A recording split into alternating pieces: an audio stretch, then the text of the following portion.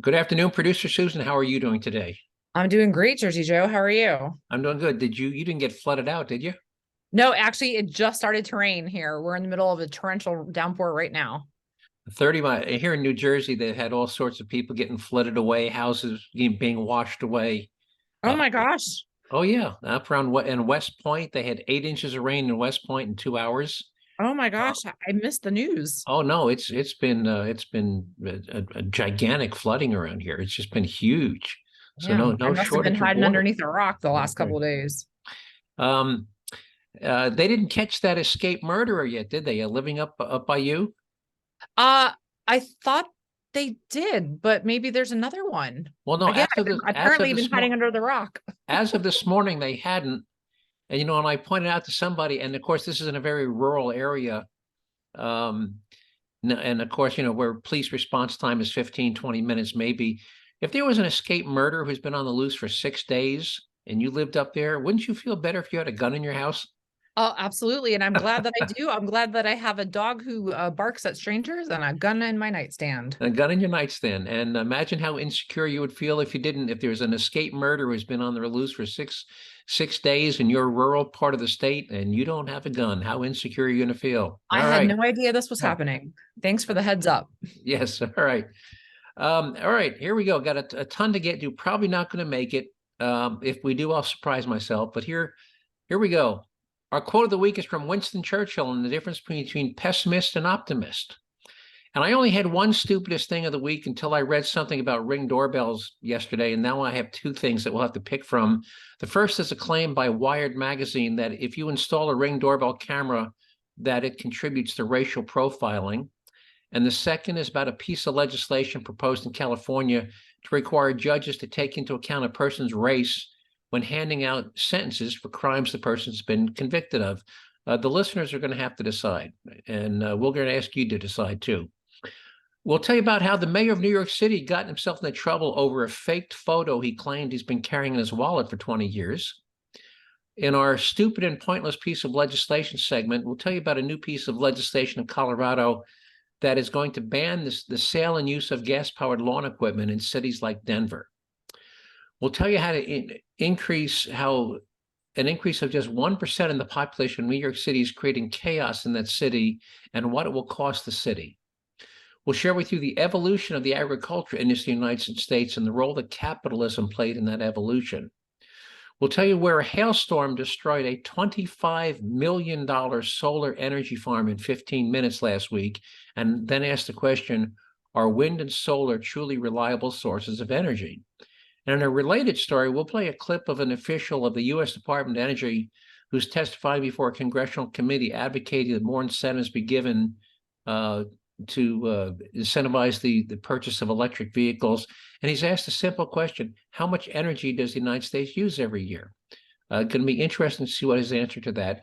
And finally, our taxpayer relief shot comes to us from San Antonio, Texas, where a man who's withdrawing money from a drive-up by ATM shoots and kills not one, but two men who try to rob him. You think we're going to, how much of that you think we're going to fit in? Yeah, you always seem to amaze me by fitting most of it in. All right.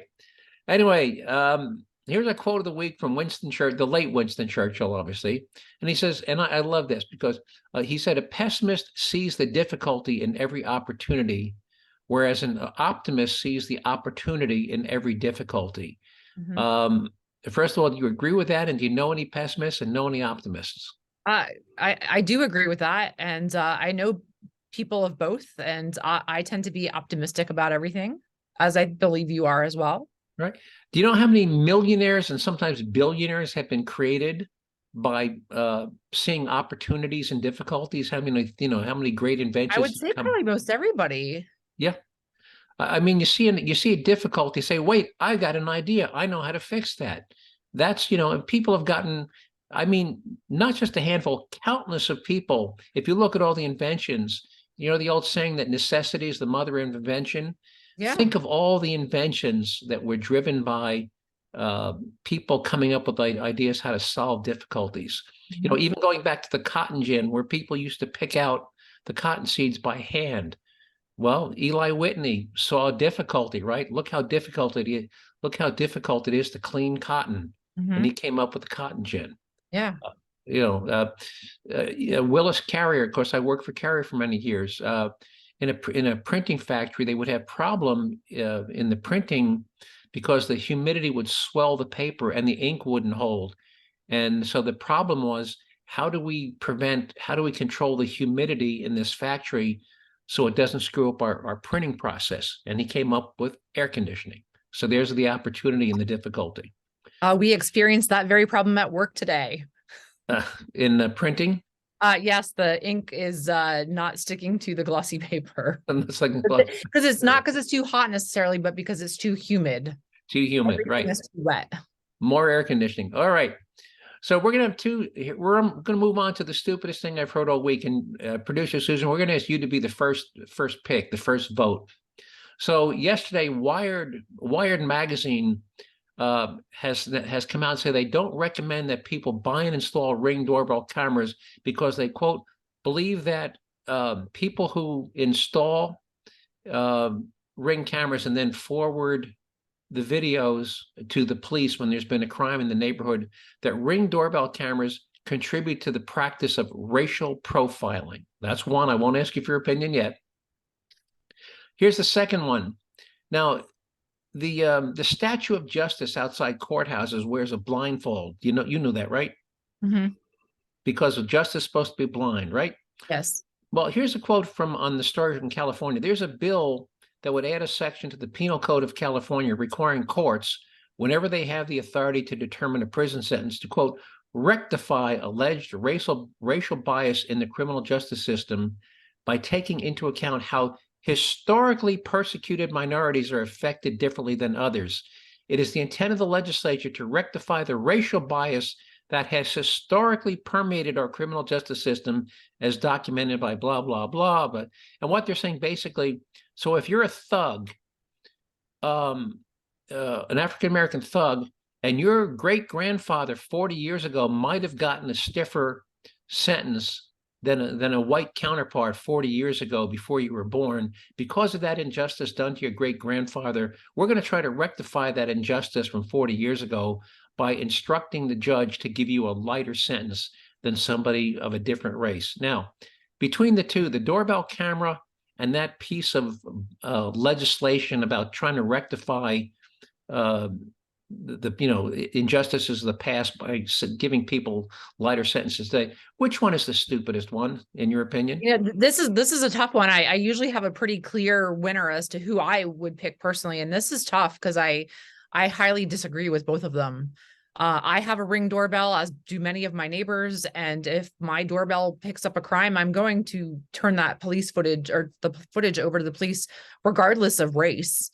I don't care who you are. I'm going to send that video over. And the justice sentencing, that's also, you everything should be calculated on that instance and only that instance. Yeah, you can't undo whatever injustices may have occurred 40 or 50 years ago by changing something today. The past is the past. Yeah. And if two guys steal a car, they should get the same, two guys steal a car at gunpoint, they should get the same sentence. And it doesn't really matter how your great grandfather was treated in 1939 or whatever. So anyway, I'd be interested to hear from our listeners which one they think is more stupid, that having a Ring doorbell camera contributes to racial profiling, or if sentencing people of color. Or no, let's hope this bill in California never makes it to the governor's desk, and if it does, that he doesn't sign it. By the way, there is something called, I believe, the 14th Amendment called equal under the U.S. Constitution. It's called equal justice under the law. So even if it got passed, it might get ruled unconstitutional. But I'm just shaking my head at California. Where do these people come up with? But this is the same state, by the way. I feel like we tend to shake our heads at California quite a bit on this show. And by the way, I guess it's no surprise that California is one of the top 3 states in the union that's losing population. And of course, the 500,000. It's still working its way through the legislature, but there is a proposal or a recommendation by the committee to award $5 million in reparations. It used to be 500,000. They've now upped it to 5 million in reparations to every African-American resident in the state for slavery, even though slavery was never legal in California. Yeah. I was gonna say it was never a thing in California. It was the Eastern Seaboard where Right. it was. And right. And the South. yeah. Anyway, so that's still alive and well. The number gets bigger and bigger. All right, here's a quickie. Eric Adams, the mayor of New York City, he started off his career as a cop in New York City. And in 1987, a cop he used to work with was killed in the line of duty. And Eric Adams has frequently, frequently referred to, the death of his one-time partner, and he has told people, and to this day, I've carried a picture of him in my wallet ever since. Well, a couple of weeks ago, a reporter from the New York Times said, Mayor Adams, could we see the picture you've been carrying around in your wallet for 40 years? And so it turns out in response to that request, he never thought anybody would actually, turns out somebody on his staff, a whistleblower, called the New York Times and said, that picture that Eric Adams showed the reporter? Well, we made that. We found a picture of the guy on the internet. We Googled, we printed it off in black and white. We wrinkled it up. We spilled coffee on it. And that's the picture that that we gave the mayor. That's the picture he showed you. And the reporter now has said, Mayor, could we borrow the picture and have it date test, the date of how old's the paper, how old's the ink, and he's refused to turn over the picture. So how's that for an embarrassing lie? Are you there, Producer Susan? Yeah, I'm not surprised. I'm sad to say I'm not surprised. Another lying politician Yep. has got caught in an embarrassing lie. And Yep. he swears it's the real picture he's had for 40 years, yet he refuses to turn it over to be date verified. All right. More stupid politicians. All right. The Colorado Regional Air Quality Board, which is responsible. It's a regional. They call it regional because it's only Denver, Boulder, Fort Collins. It's only a couple of cities. Anyway, they have announced that they're going to be in order to, quote, fight climate change, they're going to impose next year a ban on gas-powered lawn equipment. Now, and so this is Denver, which, by the way, doesn't have a lot of grass. Denver is, 85% concrete, paved roads, office buildings, not a whole lot of grass in Denver. Denver is also where Denver International Airport is located. So let's compare, if you did, in fact, well, they've already said they're going to impose this ban. Let's compare how much fossil fuels are burned by lawn equipment in the 20 weeks of summer versus how much fossil fuel is burned by the jets taking off at Denver International Airport. Anyway, typical lawnmower, 3 horsepower engine burns 1.5 gallons an hour. Weed whacker, 8 horsepower engine, 1/4 gallon per hour. Leaf blower, 8 horsepower engine, 1/4 gallon per hour. And by the way, you typically use them once a week, and maybe you use them for 5 months, 20 weeks of the year. So if we generally assume that used for 1 hour a week, that would be 2 gallons of fuel once per week for all those 20 summers. So how does that compare to the amount of fossil fuels burned by commercial jets and tractor trailers traversing the Denver area each week? Yeah. I won't take you. And does this apply though to commercial property? So the few grassy areas that are in Denver are Yes, it would apply to landscaping companies, right? So if you happen to have an office building where you pull in, and typically between the parking lot and the front door of the building, you might have the little sloped. But what about city-owned parks? So there's a lot of parks in Denver that are city-owned. Are those are city employees? Are they going to pay their city employees the manual labor to use the manual push mowers? No, battery. Right, and this gets good. So I won't take you through all the math, but here's if a 737 taking off, by the way, burns. The burn rate of a 737 during takeoff is 3,000 gallons an hour. That's during the takeoff roll where you're at maximum throttle. And for the first 15 minutes, they're also climbing out at max power. Anyway, if I take you through that's 800 gallons per takeoff, and there's 1,600 takeoffs per day. That's 1.28 million gallons of jet fuel burned per day. And by the way, last time I looked, jet engines don't have catalytic converters or any other type of emission controls like cars do.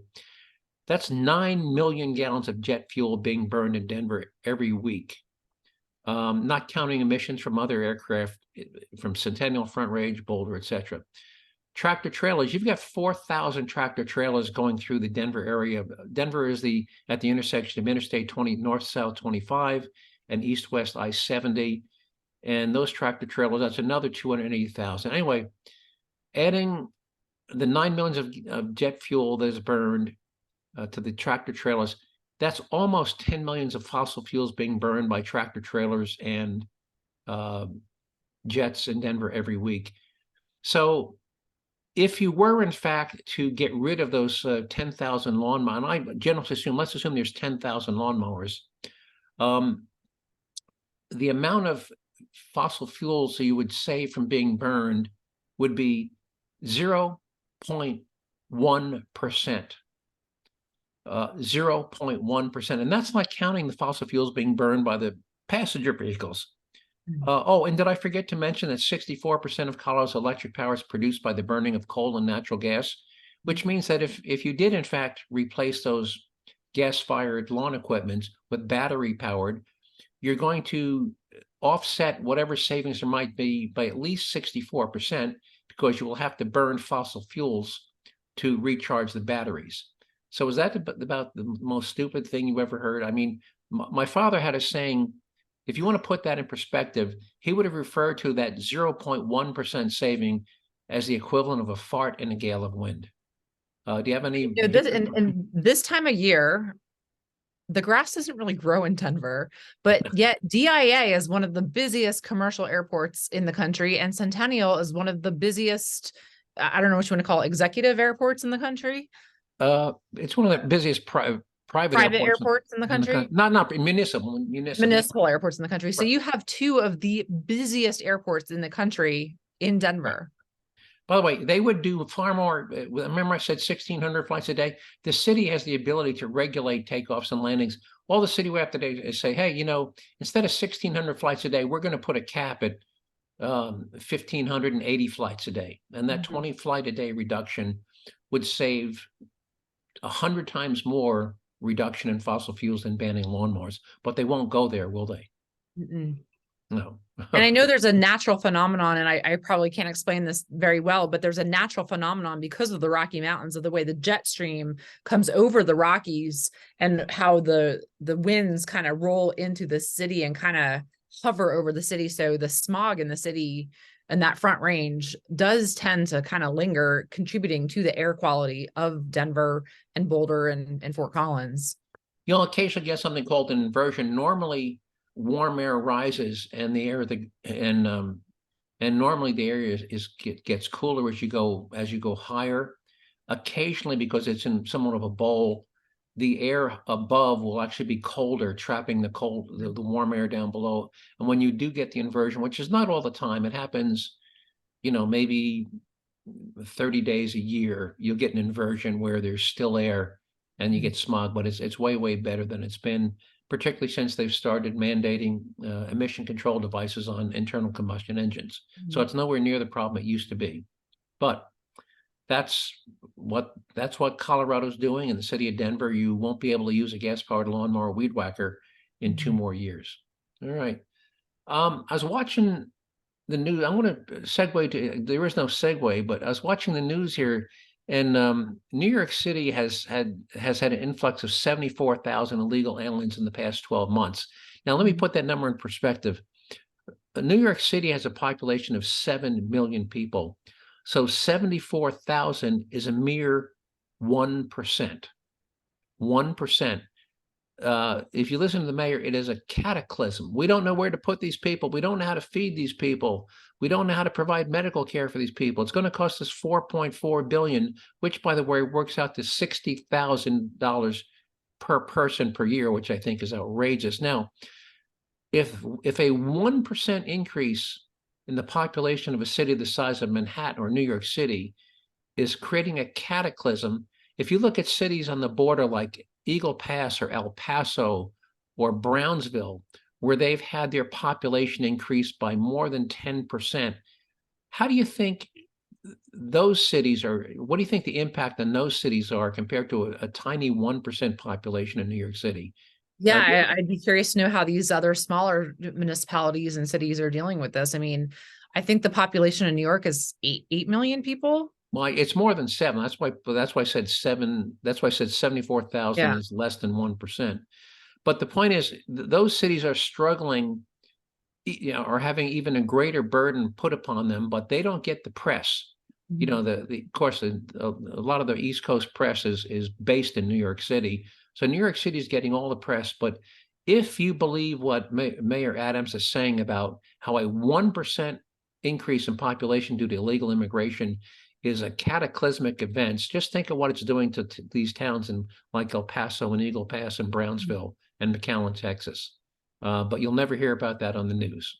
So the good news is that hopefully, as he continues to ask Washington for aid, that the pressure to do something about immigration control will have an effect because of all of the publicity that the problems that illegal immigration is creating is causing. So that's And where's all that aid coming from? Your tax dollars at work. Your tax dollars at work. Yep, he's asking Biden for $4 billion, which is $60,000 per person per year. So that would be a nice salary for some of those people. Well, remember, if you're a family of 4, that works out to $240,000. Remember, if you're a husband and wife with 2 little kids, that's $250,000 per year. They'd be better off just writing that family of 4 a check. Here's a family of 4, go to North Carolina and buy yourself a house. I'm absolutely dead serious. I might want to become an immigrant. Well, because I don't need documentation, right? You don't need documentation, right?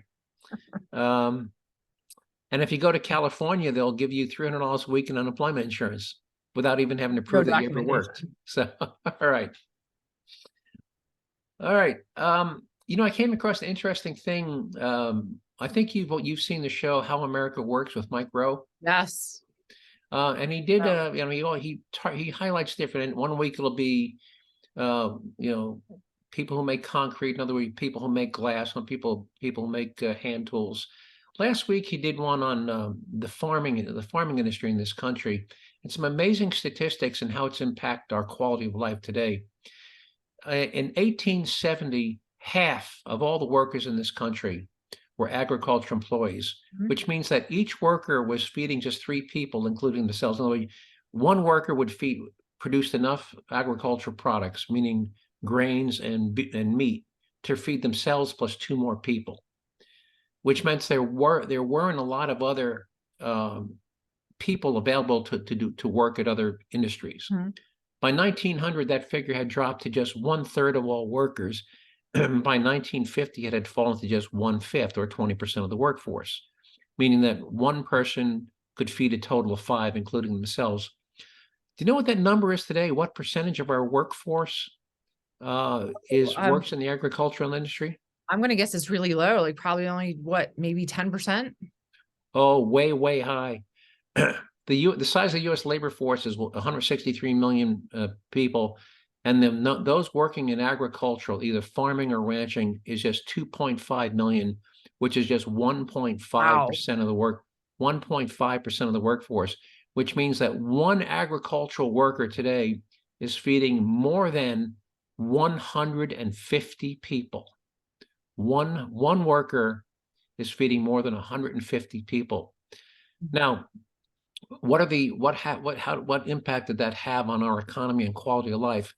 That shift freed up tens of millions of Americans who could then begin working in other industries such as automobile production, steel production, road construction, and building construction.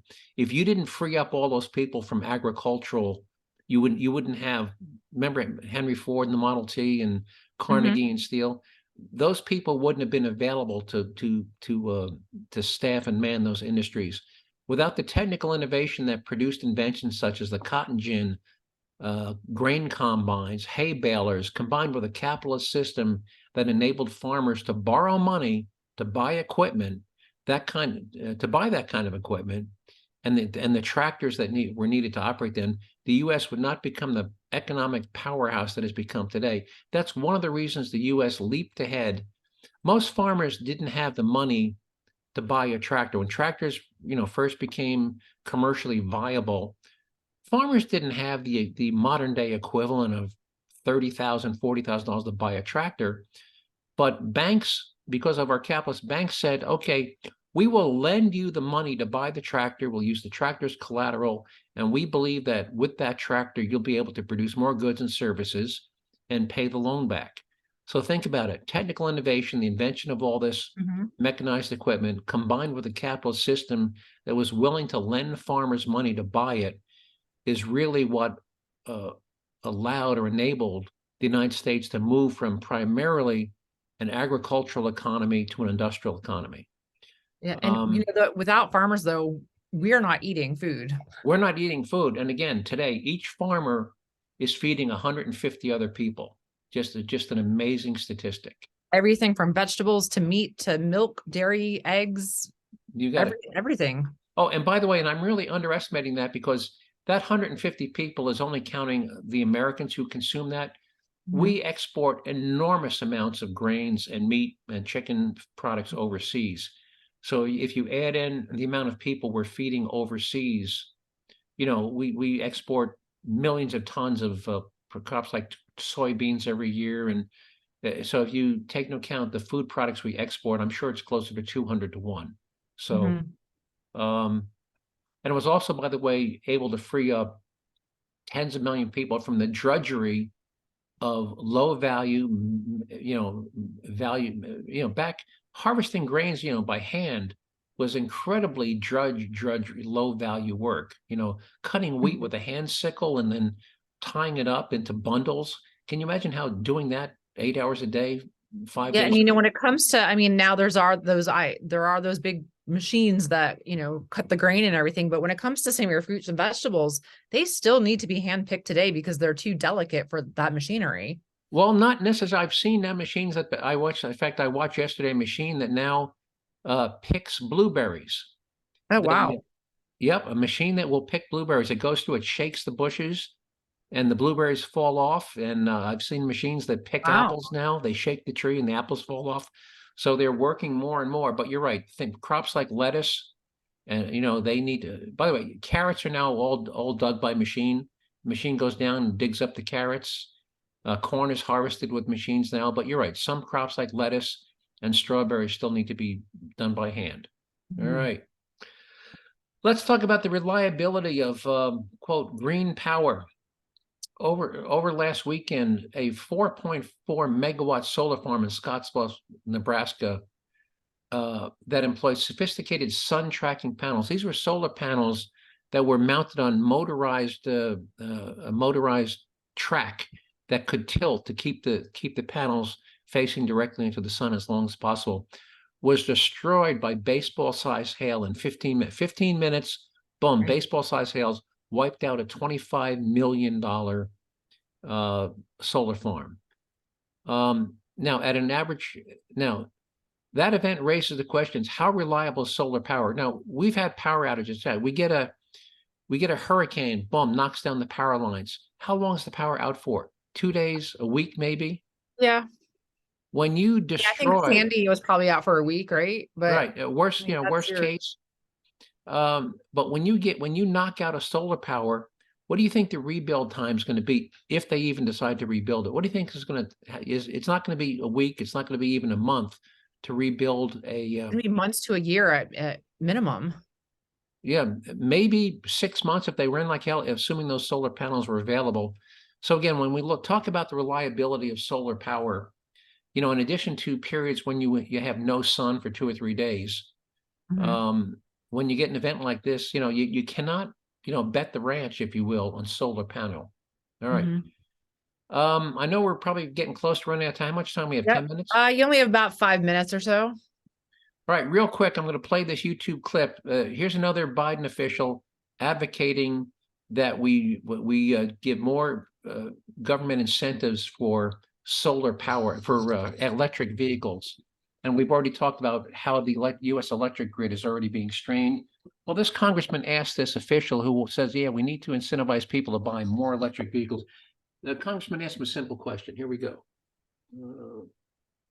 How much electricity does the United States demand each year? I don't know that number off the top of my head. Okay, it's 4 terawatts annually. Hmm. So the Secretary of Energy didn't know it. The EPA doesn't know it. FERC probably doesn't know it. Who else doesn't know it in this country? And we're mandating electric vehicles. You guys have no idea how much demand is going to be there. Where is that electricity going to come from? It come from a diverse grid. It's 110 degrees in my hometown today. The wind is not blowing, the sun is shining, and after 4 hours of darkness, there will be no batteries on this planet that can produce a reliable source of baseload dispatchable power. We have no plan for this. So what do you think of the question and the guy's inability? I'm surprised that he didn't know the answer. Yeah. When you're going in front of these committees, you need to have your stuff together and right there in front of you. This pattern, remember a couple of weeks ago about when they were advocating for CO2 controls, and somebody asked, he asked the question, what percentage of our atmosphere is CO2, and nobody had the slightest idea what the answer was. It's embarrassing when these people You need to be prepared for these answers. they really do. All right, we're going to move on right to our taxpayer relief shot. I probably don't have time for the intro. I don't think we do. You could play one of them. All right, here we go. Here's why we call them taxpayer relief shots. So here's the sheriff of Santa Rosa County, Florida. Oh, hang on. Somebody's breaking in your house, you're more than welcome to shoot them in Santa Rosa County. We prefer that you do, actually. Hopefully you'll save the taxpayers money. Again, when the thug is shot and killed, no jury trial and no prison, it's $75,000 a year. All right, San Antonio, Texas. Here we go. Guy's making a withdrawal from a drive-up ATM when 2 guys come up and try to rob him. Here we go. An ATM melee. He was trying to get cash. 2 other men tried to take it. Instead, they were shot and killed. That is word from San Antonio police today about a deadly shooting at a Chase Bank on the south side. Police say that man who pulled the trigger was at the ATM when he says the men he killed tried to rob him. John Paul Barajas has our top story. Crime scene tape surrounds a drive-through portion of a Chase Bank off I-35 in Southwest Military. Evidence markers scattered through the parking lot, and a car was left with a cluster of bullet holes, while another car looked like it was driving away and just made it out of the parking lot before coming to a stop in the grass. The individual was withdrawing money from the ATM. 2 suspects approach him, try to rob him. He shoots at them, kills both. San Antonio Police Chief William McManus tells us all 3 people involved were in their 20s, but he wasn't sure if the robbery suspects had any weapons on them at the time of the shooting.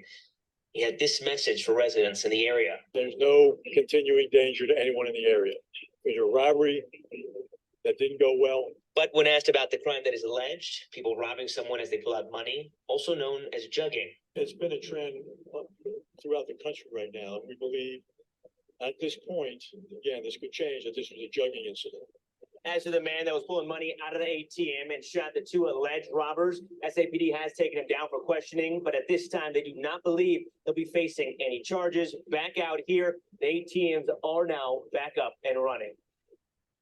By the way, whether or not these guys had weapons or not is irrelevant. If there are 2 men who are capable of overpowering you, you can have a reasonable fear for your life. Now, they may very well have been armed. They may have also had guns. They may have also had knives.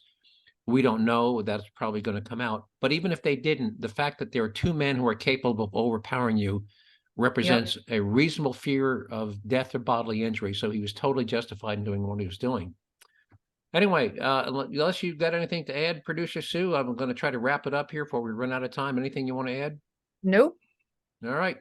Well, I want to thank you who listened to this podcast for giving up 30 minutes of your day. Hope you found it interesting.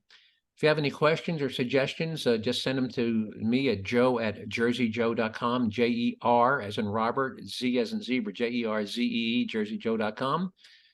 You can find this you'll find this on the website at JerzeeJoe.com. And with that, I'll say goodbye. Or and on any of your favorite podcast channel or on or any podcast podcast apps. platforms, Apple Podcasts, Spotify. All right.